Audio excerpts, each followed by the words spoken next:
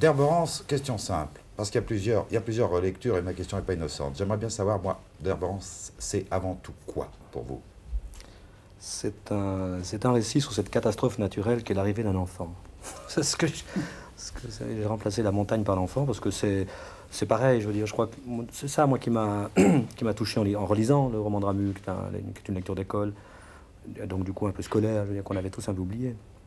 C'est en quoi il résonne aujourd'hui, parce qu'en le lisant maintenant, à savoir qu'effectivement, c'est la montagne qui tombe, mais la montagne ne tombe pas n'importe quand, elle tombe quand Thérèse est enceinte. Et que c'est ce qu'on dit un petit peu par boutade comme ça, c'est qu'effectivement, l'arrivée de l'enfant, c'est la vraie catastrophe naturelle. Et c'est celle-là qui m'intéressait, mais comme elle coïncidait effectivement avec un grand récit de territoire, ça ne pouvait pas tomber mieux. Parce que c'était les deux choses qui m'intéressaient aujourd'hui, ça. Le territoire, qui était ici, renié, mal senti, ou... Mais ça, c'est un problème, c'est un débat plus large, comme ça, sur le rapport qu'ont les gens avec ce pays, ou les cinéastes particulièrement, d'ailleurs. Et en même temps, quelque chose qui me paraît très... Enfin, pas seulement l'arrivée de l'enfant, mais devant l'arrivée de l'enfant, l'attitude ce que j'appelle moi l'ambivalence des pères et des mères, c'est-à-dire la fuite des hommes et la difficulté des mères à dire. Voilà, c'est ça que j'ai trouvé dans le roman, moi, aujourd'hui, je dis bien. Alors, il peut y avoir plusieurs lectures. Certains pensent que c'est avant tout une grande histoire d'amour entre Thérèse et Antoine. D'autres pensent que c'est plus accentué vers la quête d'identité, la recherche du père. C'est ce qui semblerait dominer dans votre film.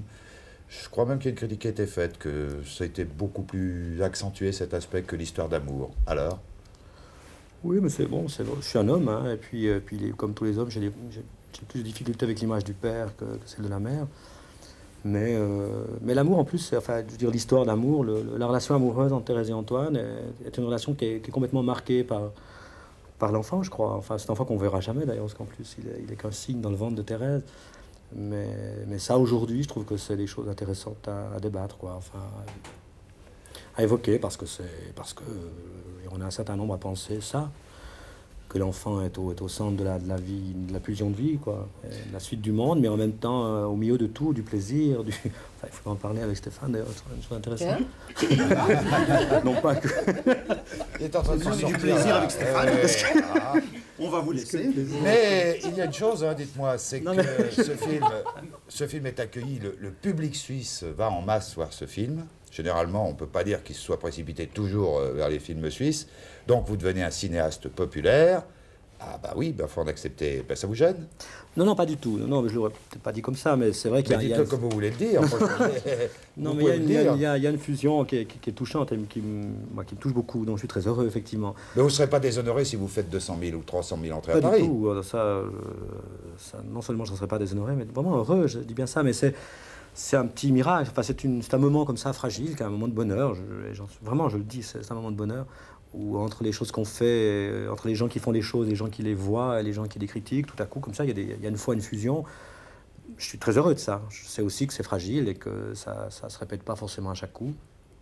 Bon. Mais c'est bien que ce soit pour ce film-là, ça c'est sûr, Cannes y compris d'ailleurs. Que ce soit autour de ce film, de ce projet, de cette histoire et Alors, on m'avait dit que dans le roman de Ramu, il y avait, pas un découpage, mais presque des indications de mise en scène. Hein. Oh, il y a en tout cas toute la bande-son. Toute la bande-son. Ouais, je profite d'ailleurs d'être dans cette émission pour répondre à distance à Coranic à l'époque, qui dans la même émission vous avez parlé de Ramu, si je me souviens bien, vous disant que c'était plutôt un écrivain du cinéma muet. Je crois pas, moi je crois pas. Il suffit de relire d'Herborance. On a vraiment... La bande-son, on n'a pas eu besoin de l'écrire, elle était là, tout entière, dans les choses les plus fines comme dans les choses les plus importantes. Et ça, c'est une chose vraiment frappante. C'est un homme qui commençait à aimer le cinéma vers la fin de sa vie, d'ailleurs. Mais très peu de Et à dialogue. découvrir, il a écrit sur le cinéma, il a écrit sur la peinture. Très peu de dialogue. Dans le roman, assez peu. Peu, mais ils sont tous là dans le film, il n'y avait pas de raison d'en changer. Ouais. Alors, je voudrais présenter à nos amis qui sont là, à Claude Chabrol, Stéphane Audran et Jean Poiret, une jeune comédienne, c'est Isabelle Otero. C'est son premier film. Isabelle, vous venez du centre de l'école de Strasbourg. Oui, je viens de l'école de Strasbourg. Je fais 3 ans là-bas. Vous avez joué beaucoup? C'est une école où on monte des spectacles à peu près tous les mois. Et donc on a joué, Je sortais là de l'école quand Francis m'a contacté. On jouait à Avignon, un spectacle avec Jacques Lassalle et je terminais à l'école. Tranquille. Comment s'est passée, Isabelle, cette approche entre vous et ce personnage de Thérèse? D'abord, Francis m'a demandé de venir une semaine avant le tournage parce que justement, je connaissais pas du tout la Suisse et je connaissais pas du tout le Valais, et ni Ramu, ni d'Herborance. Et bon, je suis restée là-bas 2 mois, c'est-à-dire toute la durée du tournage, et je crois que c'était important pour ce... S'imprégner avec les lieux. Oui, oui, oui. C'est pas que j'ai eu besoin de préparer quoi que ce soit, mais c'est vrai que je crois que c'était important d'être là-bas, quoi, d'avoir un contact avec les gens, etc. Vous étiez à Evolène. À Evolène, oui. Complètement isolée en plus. Le village vous a adopté assez vite ou il y a eu un moment d'observation? Le village m'a pas adopté très vite. J'ai eu beaucoup de discussions avec beaucoup des gens de là-bas, et au départ ils étaient un peu réticents du fait que bon, j'étais parisienne, enfin d'après eux j'étais parisienne, et j'arrivais là pour faire un rôle qui leur appartenait un peu, quoi. Et pour finir, je suis très contente parce que il y a 2 jours à Sion, à la première, ils m'ont dit c'est bien, vous avez bien porté nos couleurs. Oui, je sais qu'une... Non, c'est vrai oui, que jusqu'à ce moment-là, je veux dire, j'étais pas refusée, mais il fallait le film fini pour qu'ils puissent enfin me dire bon ben c'est bien que c'était vous qui a fait ce film. Bon, vous êtes magnifique dans ce film, vous portez des scènes superbes. Reusser s'est pas trompé. Comment vous l'avez découvert, Francis, Isabelle? C'est une histoire très... Non, je veux juste préciser en ce qui concerne l'accueil des Valaisans, c'est marrant parce que je me dis que c'est vrai que les gens ont plus fait confiance au cinéma qu'à la vie, et ça c'est ainsi quand même. Enfin, c'est vrai que c'est le film fini seulement qu'ils se sont dit c'était bien ça. Toujours un peu comme ça. Eh oui, mais la rencontre a été marrante parce que moi on avait cherché beaucoup Thérèse, parce qu'on savait qu'il fallait vraiment, qu'elle portait le film, quoi. On a vu des gens connus, pas connus, des Suisses, des Françaises, des Suissaises, des Françaises, beaucoup vraiment. Et puis un jour, écoutez, je suis tombé tout simplement devant un verre de fendant en lisant Libé le matin sur une photo de la promotion de Strasbourg. On a mis le doigt sur celle-ci, et voilà, ça sera elle. Il faut aller la voir, celle-là. Alors ce qui était drôle, c'est qu'effectivement elle jouait à Avignon, elle est descendue avec l'assistant à Marseille, aussi sec. Puis on était avec nos gros souliers, enfin je veux dire, on devait encore transporter de la terre et du foin. On est arrivé à Marseille sur la Canebière, on avait rendez-vous, avec une petite caméra vidéo à 2 francs 50. Et on lui a fait lire du Ramu au milieu des truands du vieux port. C'était tout à fait étrange. Qu'elle a dû se demander si on n'est pas embarqué dans une histoire plus trouble. Ouais. Et puis c'était elle. C'est quand même extraordinaire. Ça existe toujours, une carrière qui commence à partir d'une photo. Hein. Presque toujours. Vous savez que Marie-France Puisier était dans ce cas. Truffaut l'a repéré à partir d'une photo dans Nice Matin ou quelque chose comme ça. Vous savez qu'il y a une évidence qui apparaît comme ça. Et je suis sûr que c'était juste une vérification. Oui, ça, je crois que ça, pas la regarder, ça vous saute aux yeux. Je dis, tiens, voilà, c'est ça, il n'y a pas de doute. Et puis... Ah oui, mais moi j'admire beaucoup cet œil des metteurs en scène, d'avoir comme ça une photo, c'est elle ou c'est lui le personnage. Ce qu'il y a, c'est que des fois on se gourre aussi, parce qu'on n'est pas des dieux, alors des fois on se trompe, et là on se met les doigts jusqu'au coude, mais enfin, là, manifestement, d'après ce que j'ai vu, c'était pas le cas. La vie aussi qu'on rencontre les gens, c'est vrai que c'était... Isabelle, être comédienne en 1985, c'est difficile, ça vous apparaît? Oui, je crois que là, je vais surprendre personne en disant que c'est difficile, oui. Oui. Oui, mais enfin bon, moi... Là, elle est mal placée, vous parlez de difficultés. Oui, effectivement, j'ai une chance extraordinaire.